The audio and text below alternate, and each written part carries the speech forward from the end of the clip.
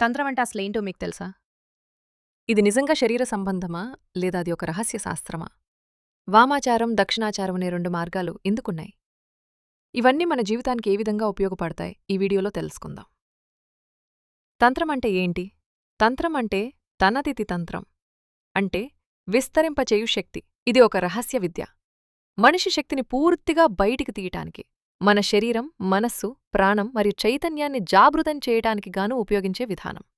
అసలు తంత్రమనేది దైవిక శక్తిని అనుభవించే మార్గం.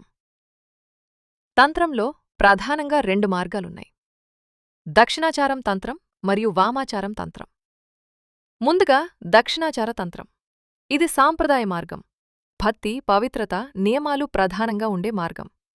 శుద్ధమైన పూజలు, మంత్రోచ్చారణలు, యంత్రాలు, జపాలు ద్వారా తాత్వికంగా దేవతలను ధ్యానం చేయడం. ఇక్కడ శారీరక త్యాగాలు లేకుండా మనస్సు స్థాయిలో తత్వజ్ఞానం పొందడం ప్రధాన లక్ష్యం. ఈ మార్గంలో పూజించబడే దేవతలు త్రిపురసుందరి, లక్ష్మి, సరస్వతి, గాయత్రీదేవి, ఇంకా శ్రీచక్రం పూజ, నవరాత్రి తపస్సు, సప్తశతీ పారాయణం వంటి విధానాలు ఉంటాయి. వాస్తవ జీవితంలో మన ఇంట్లో తల్లి చేసే పూజలు, అమ్మవారి ఆలయాల్లో జరిగే హోమాలు ఇవన్నీ దక్షిణాచార తంత్రానికి ఉదాహరణలు. వామాచార తంత్రం ఇది విరుద్ధ మార్గం. ధైర్యం, విపరీత అనుభవం మరియు రహస్య సాధనలు ఇందులో ప్రధానమైనవి. ఇక్కడ పంచమకారాలు అంటే మద్యం, మాంసం, మత్స్యం, ముద్ర, మైథునంని అర్ధతతో ఉపయోగించి శక్తిని అణిచే మార్గం దీనిని పరవశస్థితికి మారుస్తుంది. ఇందులో భయాన్ని, మోహాన్ని, లోభాన్ని ఎదుర్కొని దివ్యస్థితికి చేరుకోవడం లక్ష్యం. ఈ మార్గంలో పూజించబడే దేవతలు కాళీ, చిన్నమస్తా, ధూమావతి, భైరవి, తారాదేవి, అపరాజిత కాళి, వేటాళి, కుబ్జిక. ఇంకా శ్మశాన సాధన, వ్రతరహస్య పూజలు, రాత్రికాల సప్తసతీ తపస్సులు ఇవన్నీ వామాచార తంత్రంలో భాగాలు.